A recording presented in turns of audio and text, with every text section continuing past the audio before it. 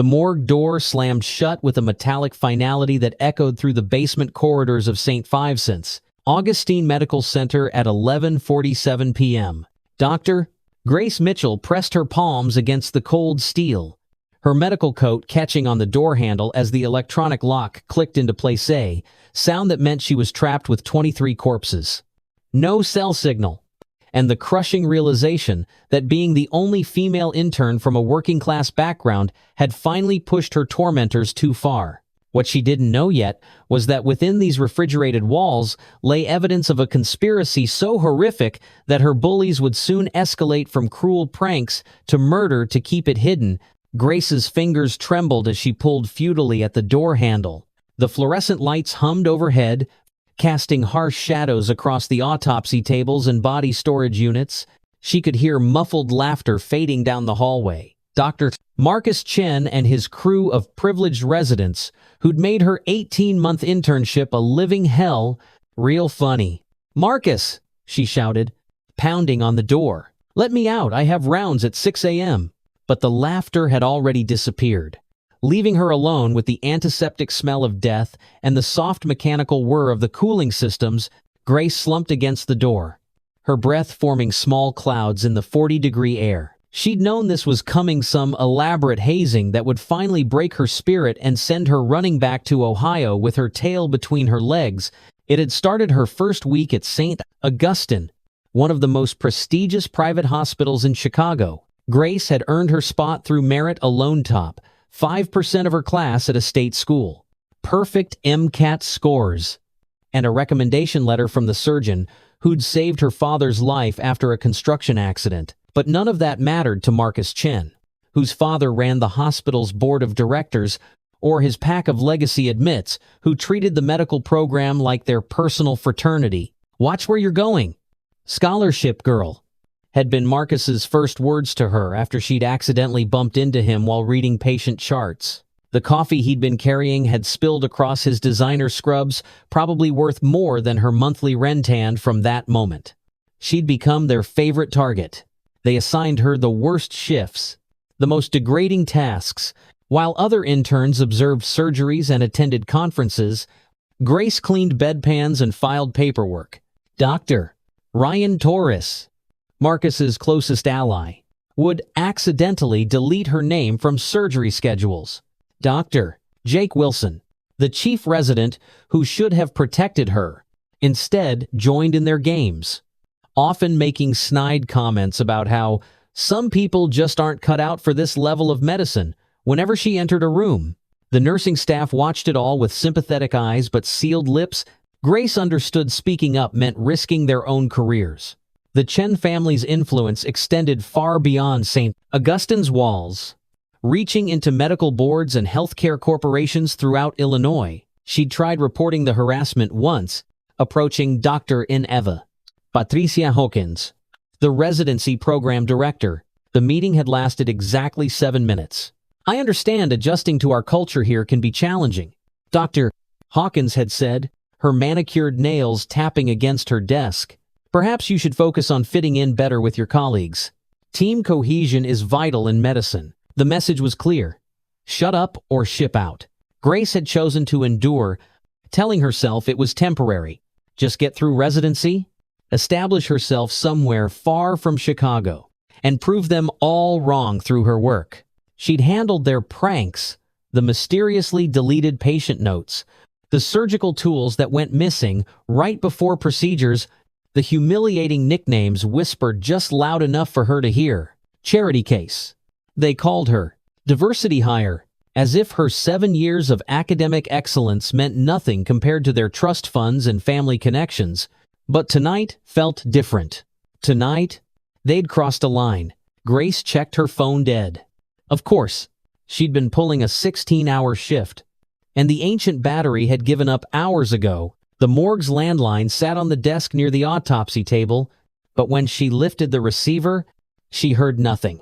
They disconnected it. "Think, Grace," she whispered to herself, her voice echoing off the tile walls. "You're a doctor. You solve problems." The ventilation system wheezed overhead, barely functional. Grace had heard maintenance complaining about it for weeks. But fixing the morgue's air circulation wasn't a priority when VIP patients upstairs demanded marble-tiled private suites. She could already feel the air growing thicker, staler. How long before carbon dioxide levels became dangerous? 6 hours? 8? She forced herself to do the math. Anything to keep the panic at bay. The room was roughly 1,200 square feet with 10-foot ceilings. Assuming standard air exchange rates the ventilation was compromised. Cut that in half. Factor in her elevated respiratory rate from stress. A metallic clang interrupted her calculations. Grace froze, every muscle tensing. The sound had come from inside one of the storage units. "Hello?" Her voice cracked. "Is someone there?" Silence. Grace approached the wall of stainless steel doors, each marking a refrigerated chamber containing a body awaiting autopsy or funeral home pickup. The clanging sound had come from Unit 17. She pressed her ear against the cold metal, hearing nothing but her own rapid heartbeat, just settling metal. She told herself, temperature contractions, normal, but as she turned away, she noticed something that made her blood run even colder than the morgue air. The electronic display on Unit 17 showed 37 degrees Celsius. Body temperature? That's impossible, Grace whispered. The units were programmed to maintain 2 degrees Celsius. A malfunction this severe should have triggered alarms throughout the hospital, unless someone had manually overridden the system. With trembling hands, Grace pulled the lever and slid out the drawer. Instead of a body bag, she found medical equipment IV bags, surgical tools, and several small coolers marked with biohazard symbols, but it was the paperwork tucked between the coolers that made her stomach lurch. Shipping manifests, each one detailing tissue samples being sent to addresses in Eastern Europe, Southeast Asia, and South America. The dollar amounts listed made her eyes water. $50,000 here, $75,000 there, all signed by Dr. Marcus Chen. Oh God, Grace breathed, pieces clicking together in her mind. The late-night emergency surgeries that Marcus always handled privately, the way certain patient files disappeared from the system, the unusual number of young, healthy patients who supposedly died from complications after routine procedures. They weren't just tissue samples. They were organs, hearts, kidneys, liver harvested from patients who'd come to St. Augustine trusting they'd receive the best care money could buy.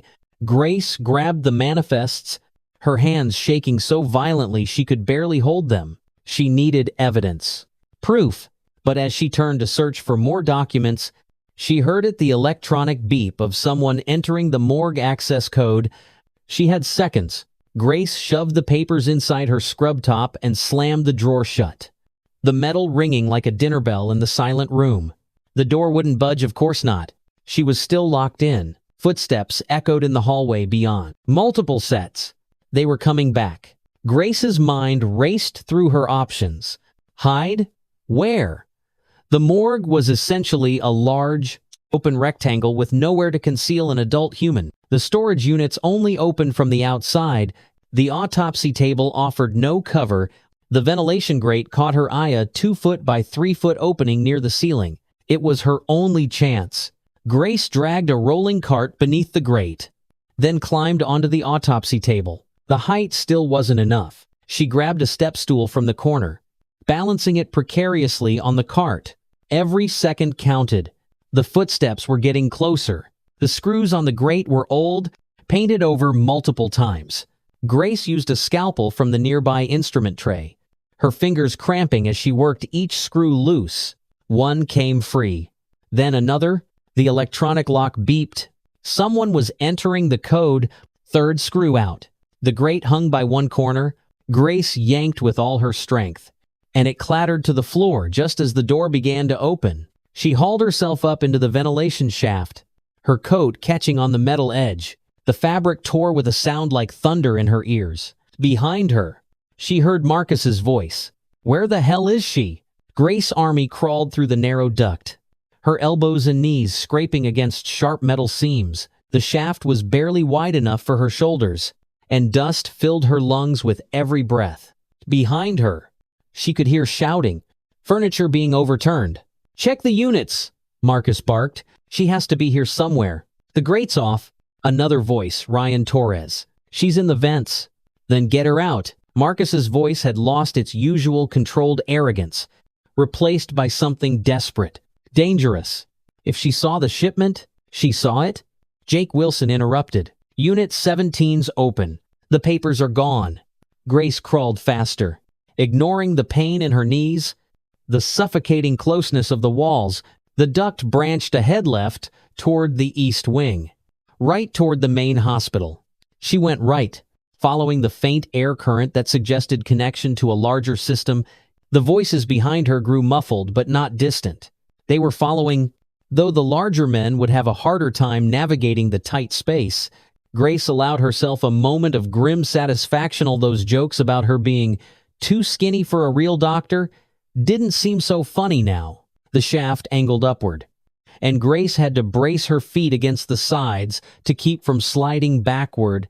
Sweat poured down her face, stinging her eyes. The papers crinkled against her chest with every movement, evidence of crimes that went far beyond workplace harassment. After what felt like hours but was probably only minutes, Grace saw light ahead. Another grate. She pressed her face against it, peering into what looked like a supply closet. Dark. Empty. Perfect. The screws on this grate were newer, harder to budge. Grace's fingers bled as she worked them loose. Aware that her pursuers were gaining ground, she could hear them cursing, metal banging as they tried to force their larger frames through passages meant for air, not people. Finally, the grate gave way. Grace tumbled out onto the closet floor, gasping for clean air. She didn't allow herself time to rest. The door was locked from the inside. A small mercy hand opened into a familiar hallway. 3rd floor. East wing. The cardiac unit. Grace's mind raced through her options. Going to hospital security was pointless. They answered to the same administration that had ignored her harassment complaints. The police? Would they believe a disheveled intern over the word of the chief of staff's son? She needed to get the evidence somewhere safe first.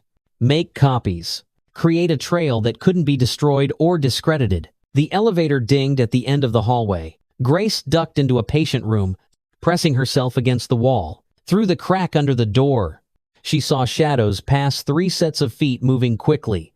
Purposefully, they'd gotten out of the vents faster than she'd expected. Of course, they knew the hospital's layout better than she did. They'd probably taken a more direct route. Grace waited until the footsteps faded, then slipped out of the room. The nursing station was abandoned shift. Change wouldn't happen for another hour. She made her way to the stairwell, taking the steps 2 at a time up to the 5th floor. The administrative offices were dark, but Grace had a key cardone of the few perks of being assigned so much paperwork. She slipped into the copy room, her hands shaking as she fed the manifests into the scanner. The machine hummed to life, painfully loud in the silent office. 20 pages, 30, each one documenting another life stolen. Another family told their loved one had died from complications. The dollar amounts grew larger as she scanned $100,000 for a heart, $150,000 for a liver from a particularly compatible donor. Grace felt sick. How many families had stood in this very hospital, crying over losses that weren't natural at all? How many had paid premium prices for care at St. Augustine, never knowing they were cattle being evaluated for slaughter? The scanner jammed on page 35. Grace yanked at the paper, tearing it slightly. Behind her, the office door clicked open. Going somewhere. Dr. Mitchell? Marcus Chen stood in the doorway, no longer the polished golden boy who ruled the residency program. His scrubs were dirty from the ventilation shafts, his usually perfect hair disheveled, but it was his eyes that made Grace's blood freeze cold. Calculating. Desperate. Actually, yes, Grace said, surprising herself with the steadiness of her voice. I have copies uploading to 3 different cloud servers right now. Even if you destroy these papers, even if you destroy me, the evidence is already out there. It was a lie. Of course, she'd been focused on making physical copies, hadn't even thought about digital backups. But Marcus didn't know that. His jaw tightened. You have no idea what you're interfering with. This is bigger than some small-town nobody trying to play hero." "You're right," Grace agreed, slowly backing toward the window. "It is big enough that the FBI will be very interested in why a prestigious hospital has been murdering patients for their organs." "Murder?" Marcus laughed, but there was no humor in it. "We're saving lives. Do you know how many people die waiting for transplants? We're providing a service by killing innocent people, by maximizing resources." Marcus corrected. "That homeless man who came in last week with pneumonia, his liver saved a CEO in Tokyo. A single mother in Denver got his kidneys. We gave his worthless life," meaning the casual cruelty of his words hit Grace like a physical blow. He was a human being. He was a drain on the system. Marcus snapped. "Just like you, always taking up space meant for people who actually matter." Grace saw Ryan and Jake appear behind Marcus, blocking the doorway. Her heart hammered against her ribs. The torn papers clutched in her sweaty hands. The window behind her looked out onto a 5-story drop, no escape there. "You know what the funny thing is?" Marcus continued, advancing slowly. "We were just going to scare you tonight. Lock you in the morgue. Let you out in the morning with a lesson learned about staying in your lane. But you had to go snooping. Didn't you? Had to prove you're special." "The police will look for me," Grace said. "People will ask questions." "Will they?" Jake smirked. "Overworked intern. No family in the city. History of depression in her medical record, so yes. We added that months ago. Tragic suicide." "Really?" The pressure finally got to her. Grace's mind raced.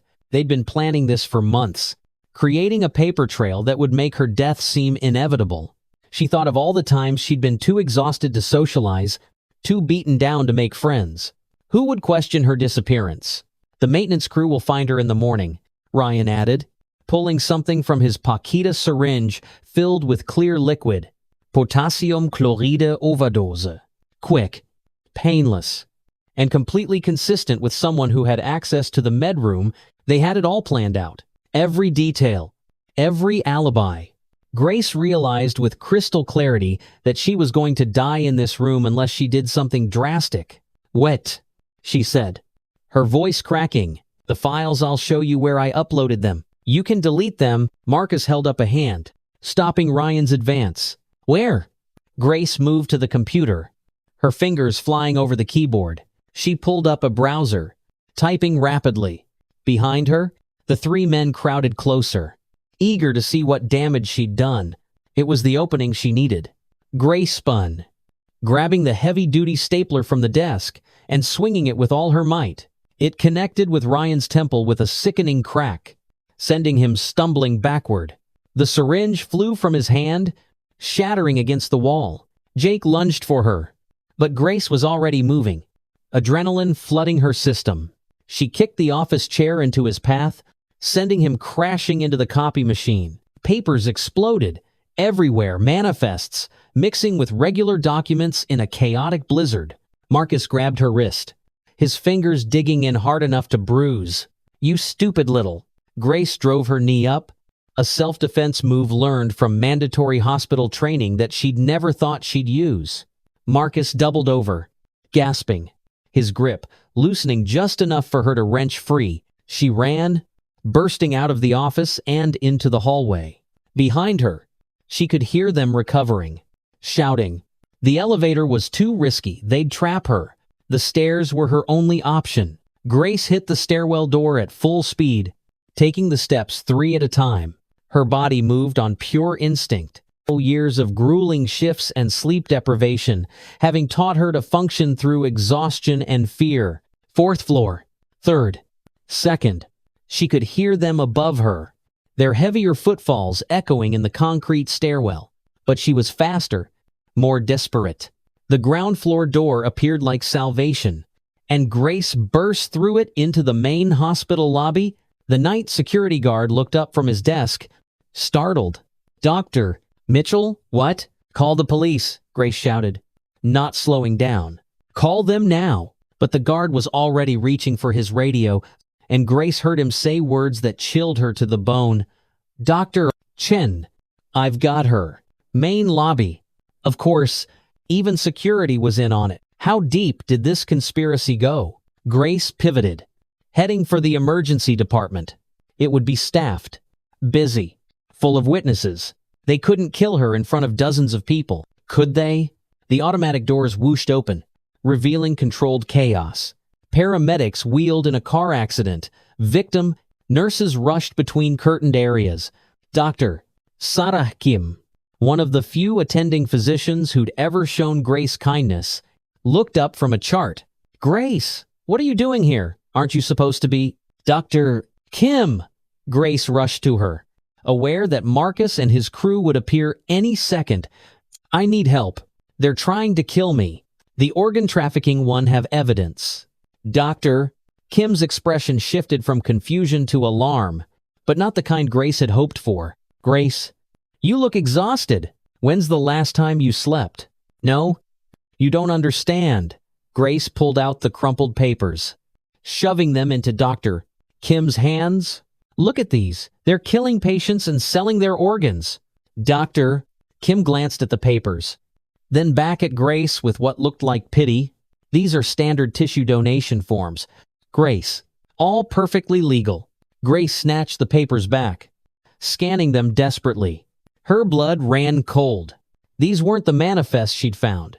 These were different documents, entirely legitimate paperwork that would be found in any hospital. The switch. During the fight in the office, when papers had gone flying everywhere, she'd grabbed the wrong ones. "No," Grace whispered. "No. These aren't the real documents or upstairs. In the copy room, I can show you." But Dr. Kim was already reaching for her pager, and Grace saw Marcus entering the emergency department, now wearing a clean white coat.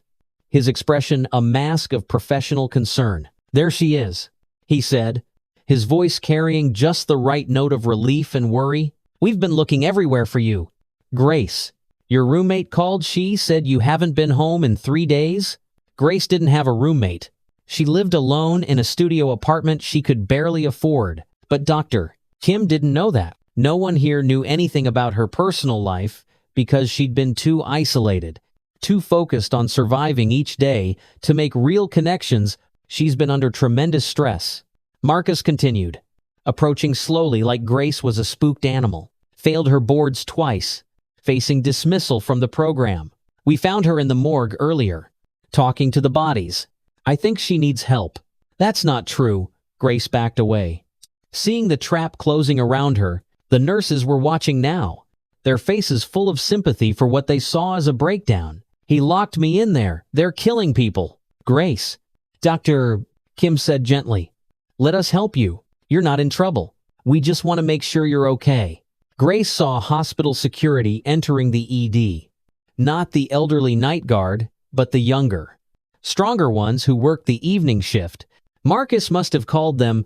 Everyone was in position for the concerned intervention of a troubled colleague. She had seconds to make a decision. Stay and try to convince people who'd already made up their minds, or run and regroup. The evidence was still in the copy room if they hadn't already destroyed it. She needed to get back there, or find the originals. Or, "There's a bomb," Grace said loudly. Clearly, the entire emergency department froze. "There's a bomb in the morgue," she repeated, meeting Dr. Kim's shocked gaze. "That's why I was running. That's why I'm trying to get help. They," she pointed at Marcus, "put it there to destroy evidence of the organ trafficking ring. If you don't evacuate the basement now, people will die." It was a desperate gambit, but it worked. The post-9/11's medical system had extensive protocols for bomb threats. Dr.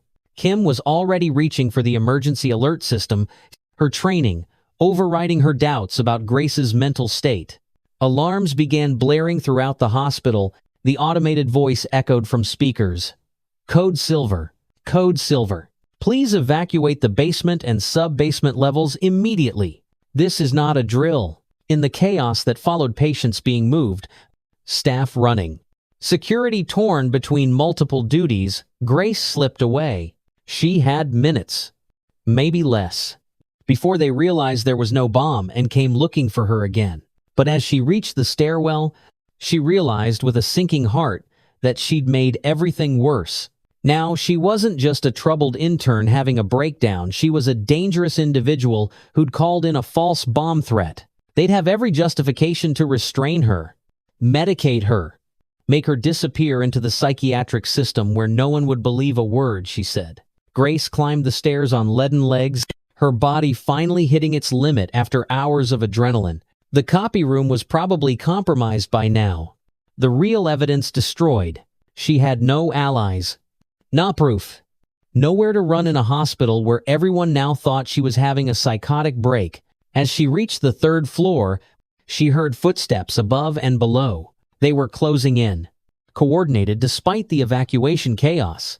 Grace pushed through the fire door into the cardiac unit, her vision blurring with exhaustion and despair. Room 305.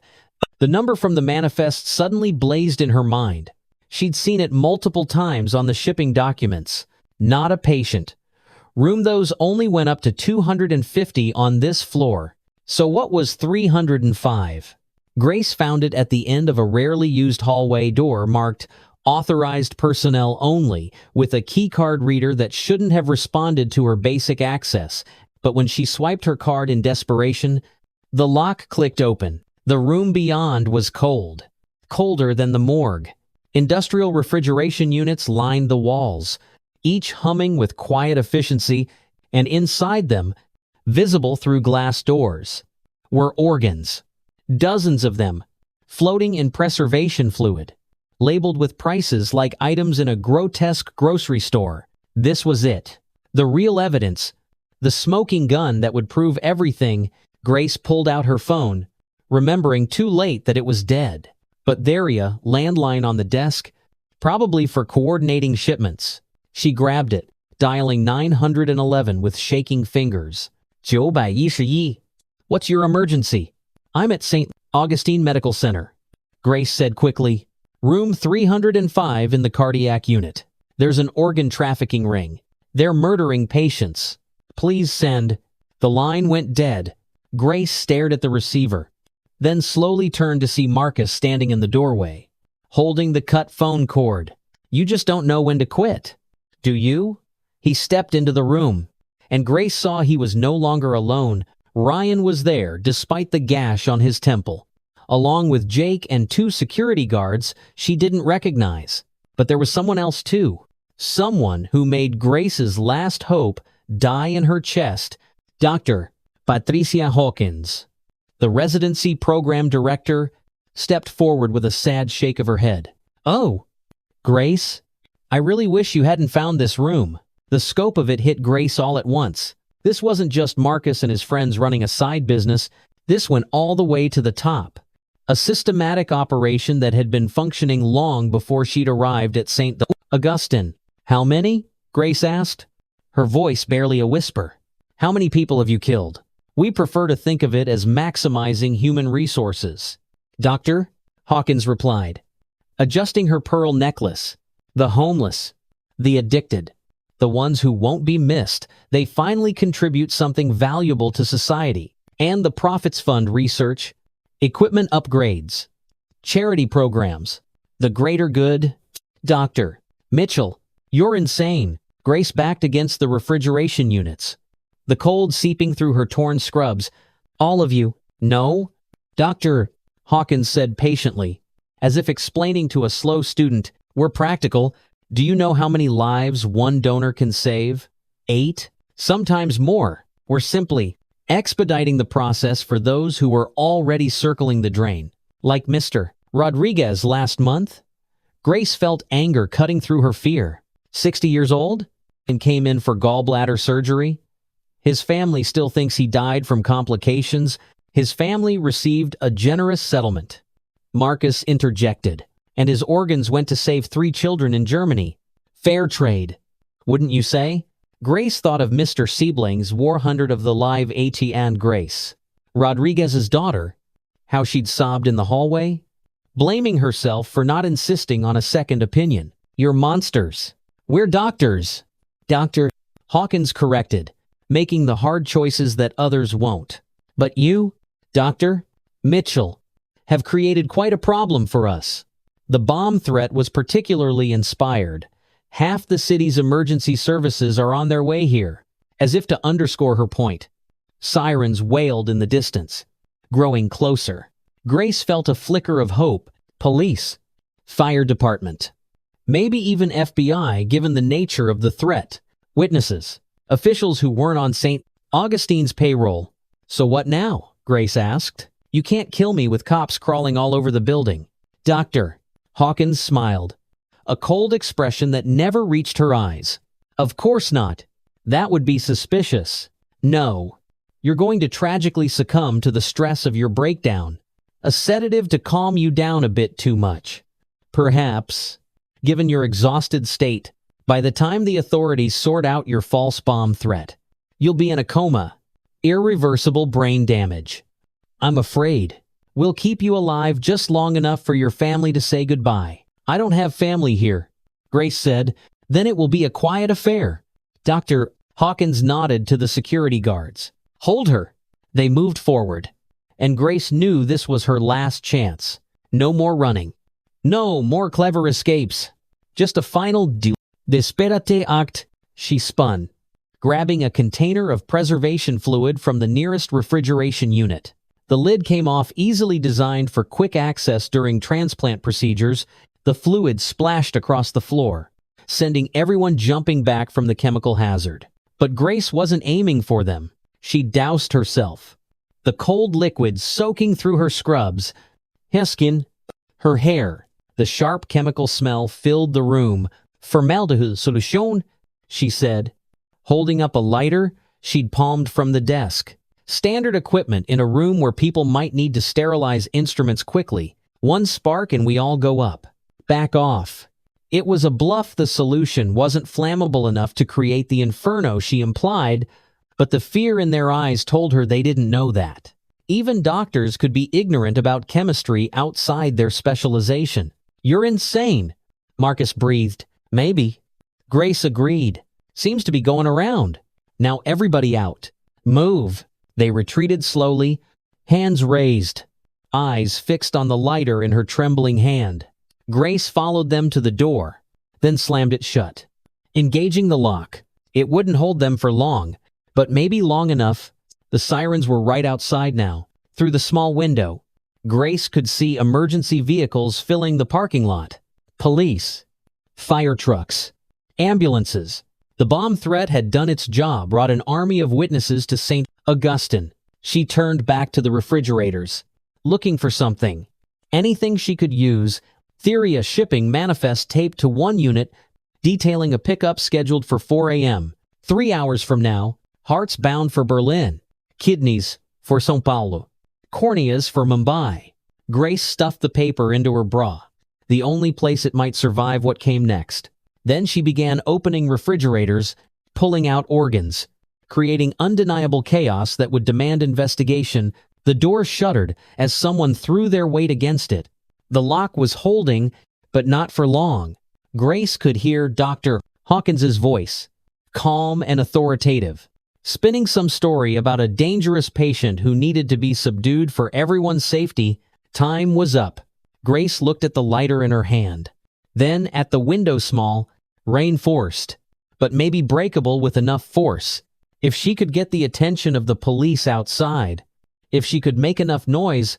The door burst open. Security guards rushed in, tackling Grace before she could react. The lighter flew from her hand, skittering across the floor. Strong hands pinned her arms, her legs.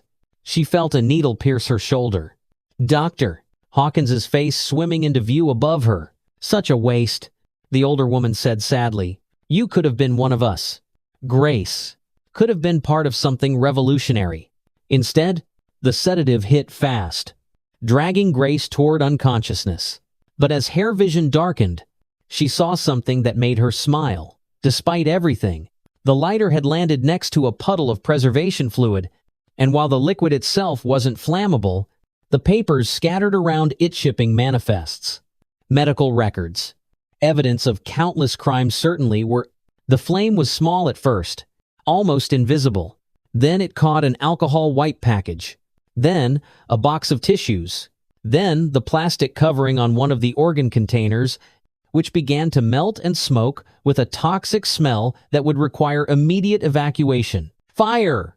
someone shouted. "Real fire!" The last thing Grace saw before the darkness claimed her was chaos people running, alarms blaring, smoke beginning to fill the room, and through the window, uniformed figures approaching fast, drawn by the smoke, now billowing from room 305. She'd done it, maybe not the way she'd planned, but she'd created a scene too big to cover up, evidence, too scattered to completely destroy. The investigation that followed would ask questions that Dr. Hawkins and Marcus Chen couldn't answer with lies about troubled interns and mental breakdowns. As consciousness faded, Grace Mitchell smiled. They'd wanted to lock her in with the dead. Instead, she'd exposed the killers hiding among the living. But whether she'd survive to see justice done, that remained to be seen. The sedative pulled her under, and Grace's world went dark. The sound of sirens and shouting fading into silence. Somewhere in the chaos, evidence burned and secrets spilled out like organs from broken containers, demanding answers that St. Augustine Medical Center could no longer hide. Grace Mitchell awoke to the sound of her own heartbeat on a monitor, steady, strong, alive. Her throat felt raw, her limbs heavy, but the fog of sedation was lifting. She wasn't in a morgue or a psychiatric ward. The room was bright, official, with 2 FBI agents sitting beside her bed. "Welcome back, Dr. Mitchell," the female agent said, her badge identifying her as Special Agent Diana Chen. "You've been unconscious for 36 hours. We've been waiting to hear your story." Grace tried to speak, coughed, accepted a cup of water from the second agent. "The organs room 305. We found them," Agent Chen assured her. "What was left after the fire. Anyway, but more importantly, we found the shipping manifests you had hidden. The one in your clothing survived the chemical exposure. It gave us enough to get warrants." Relief flooded through Grace, followed immediately by fear. "Where am I?" "If the hospital staff, you're in protective custody at Northwestern Memorial." The male agent, Agent Torres, interrupted. "St. Augustine Medical Center is currently under federal investigation. No one from there can touch you." Grace sank back against the pillows, processing this. "How much do you know?" "Enough to arrest 17 individuals so far," Agent Chen said, pulling out a tablet. "But we need your testimony to connect all the pieces. Are you feeling up to talking?" For the next 3 hours, Grace told them everything, from the first days of harassment to the discovery in the morgue, the chase through the hospital, the final confrontation in room 305. The agents recorded every word, occasionally asking for clarification or showing her photos of evidence recovered from the scene. "The fire you started," Agent Torres said. "It triggered an automatic backup of the hospital's computer systems to off-site servers. Systems that Dr. Hawkins and her team didn't have access to. We recovered deleted patient files, altered medical records, financial transactions going back 8 years. 8 years. Grace felt sick thinking about how many victims there had been. "What about Marcus Chen, Dr. Hawkins?" Agent Chen's expression hardened. "Both in custody, along with 15 others." Dr. Chen tried to flee to Vancouver, but Canadian authorities grabbed him at the border. "Dr. Hawkins," she paused. "She maintained the story about you having a breakdown right up until we showed her the evidence.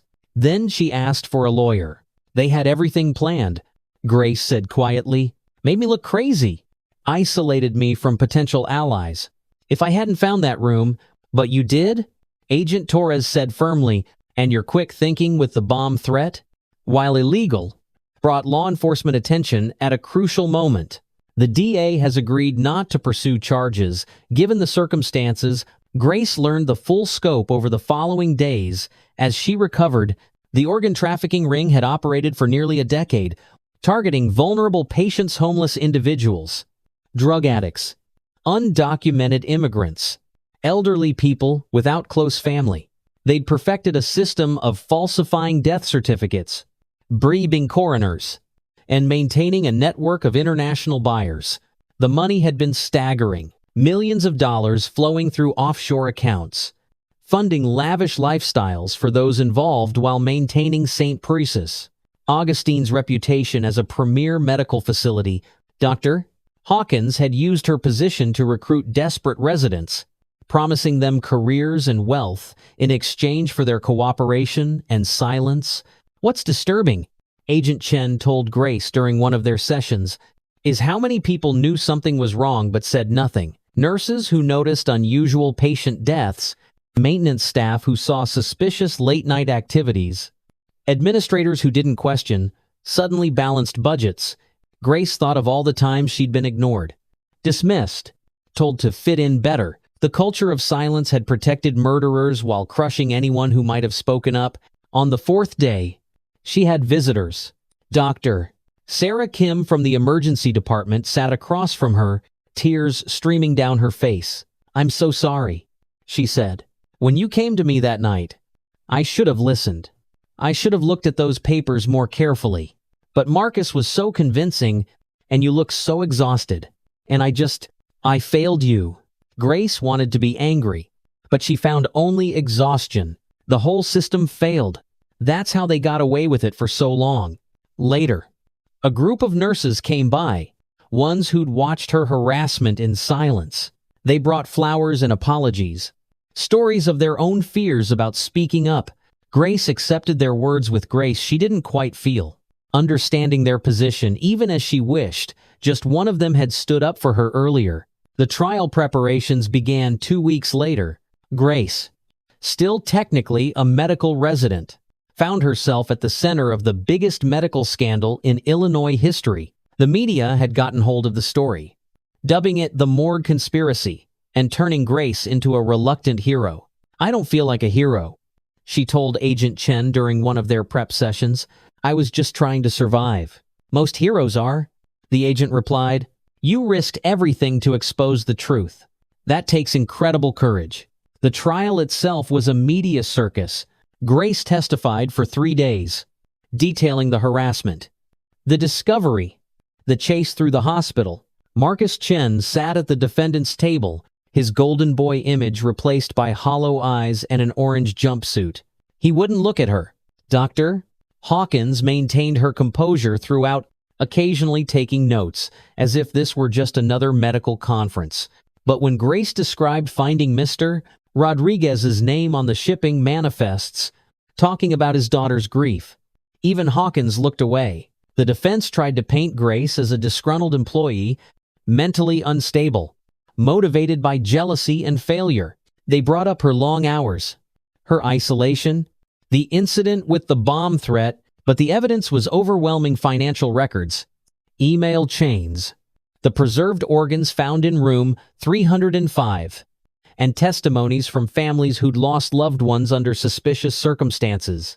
One by one, staff members who'd participated in or ignored the conspiracy took the stand. Some, like Dr. Ryan Torres, tried to minimize their involvement.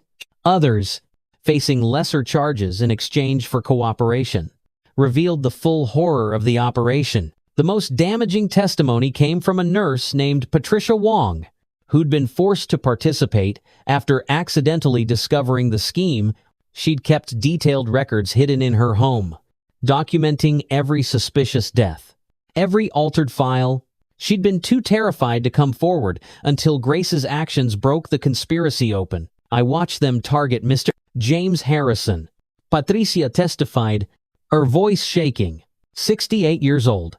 Came in for pneumonia. He was recovering well until Dr. Chen ordered a special medication. Within hours, Mr.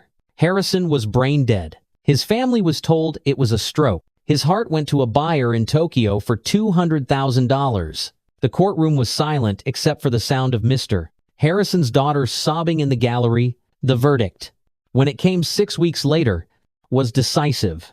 Guilty on all counts for the primary conspirators. Dr. Patricia Hawkins received life without parole for 23 counts of murder. Marcus Chen got 40 years, eligible for parole in 25. The others received sentences ranging from 10 to 30 years. But for Grace, the legal victory felt hollow. She'd saved future victims, but couldn't bring back the dead. The hospital where she'd trained, where she'd dreamed of healing people, had been a slaughterhouse, hiding behind prestige and marble facades. St. Augustine Medical Center closed permanently, its assets liquidated to pay settlements to victims' families. The medical community reeled from the scandal, implementing new oversight measures and whistleblower protections. Grace testified before Congress about the culture of harassment and silence that had enabled the crimes. The system doesn't just fail patients, she told the assembly. It fails the healthcare workers who want to do right. When we create hierarchies based on wealth and connections rather than merit and compassion, we create environments where crimes like this can flourish. 6 months after the trial, Grace stood in a different hospital, in a different city. Seattle's Harborview Medical Center had offered her a position to complete her residency. Drawn by her courage and determination, rather than repelled by her notoriety. "You sure you're ready for this?" Dr. Michael Roberts, her new attending, asked on her first day. Grace thought of all she'd been through: the isolation, the terror, the moment she'd thought she would die in room 305. Then she thought of the patients she could help, the lives she could save.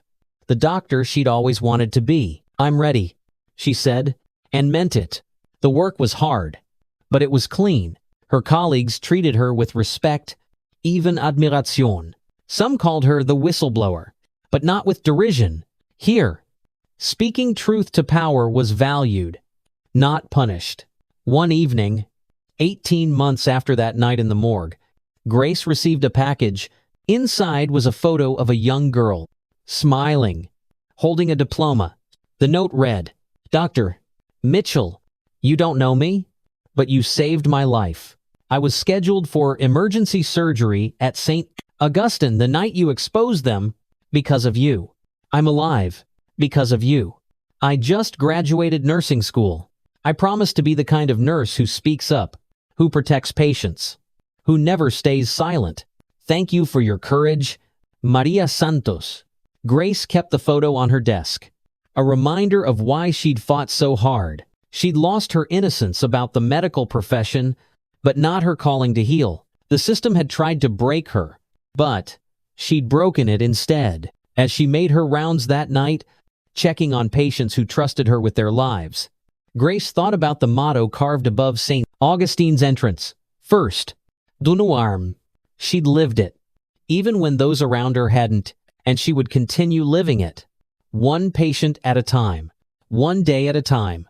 In a profession she still believed could be noblious, long as people like her kept fighting for it. The bullies had locked her in with the dead, but she'd emerged with the truth. And sometimes, Grace realized, that's what heroism looked like, not a triumphant moment, but a steady refusal to let darkness win. In room 305 of Harborview Medical Center now, a patient room where lives were saved instead of stolen, Grace Mitchell finished her rounds and prepared for another shift. The ghosts of St. Augustine would always be with her, but so would the knowledge that one person, even a nobody from Ohio, could make a difference. She'd proven that sometimes the smallest voice could speak the loudest truth, and in a world full of Marcus Chens and Patricia Hawkins, that truth was worth every sacrifice she'd made to tell it.